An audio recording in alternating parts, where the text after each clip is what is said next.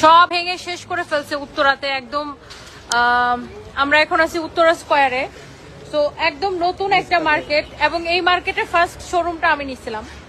এবং দেখেন ভেঙে কি করছে অবস্থাটা। এগুলা সব হচ্ছে আপনার মানে সন্ত্রাসী কর্মকাণ্ড। বাট আমরা আসলে মানে খুবই দুঃখজনক যে ব্যবসায়ীদেরকে এখানে আপনার শত শত ব্যবসায়ীদের স্বপ্ন সবকিছু শেষ করে ফেলছে।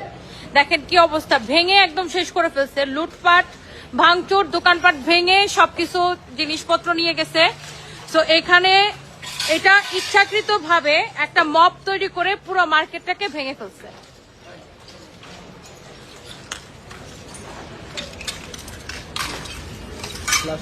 দেখেন কি একটা অবস্থা, পুরো মার্কেট ভেঙে লুটপাট করে নিয়ে গেছে। এবং আমার মনে হয় পুরো দেশের মানুষের এটা দেখা উচিত যে আমি একটু বাইরে থেকে দেখাই যে নামটা ভেঙে ফেলছে, যেটা একটু দেখাও। ইয়ে করো, তুমি ক্যামেরাটা নিয়ে যাও।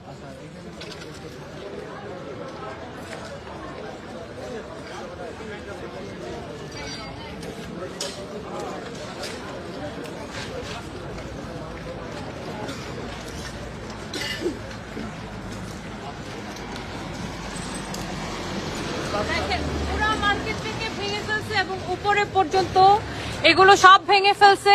এইগুলা হচ্ছে মানে আমার কাছে মনে হয় যে এটা পুরোটাই মানে পরিকল্পিত ভাবে একটা আক্রমণ করছে। এই মার্কেটের মধ্যে কতগুলো শোরুম আছে ভাইয়া? এই মার্কেটে প্রায় 200 শোরুম আছে। 200 ব্যবসায়ী স্বপ্ন পুরা শেষ করে ফেলছে। মানে আমরা কবে এই মব সন্ত্রাসের হাত থেকে রক্ষা পাবো? দেখেন কি একটা অবস্থা।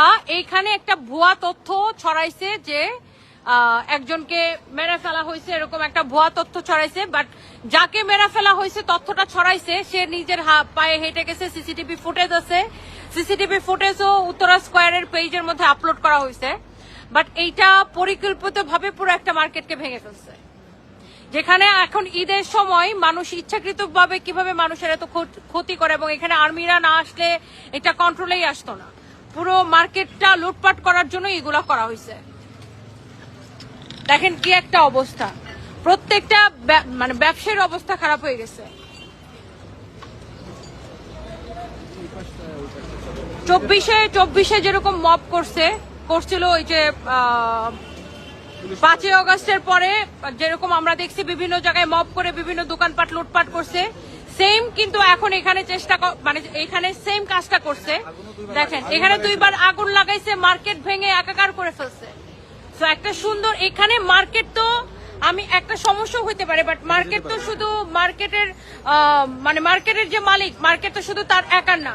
এই মার্কেটে যতগুলো দোকানদার আছে, যতগুলো ব্যবসায়ী আছে, প্রত্যেকের স্বপ্ন তো এই মার্কেটের সাথে জড়িত, তাই না?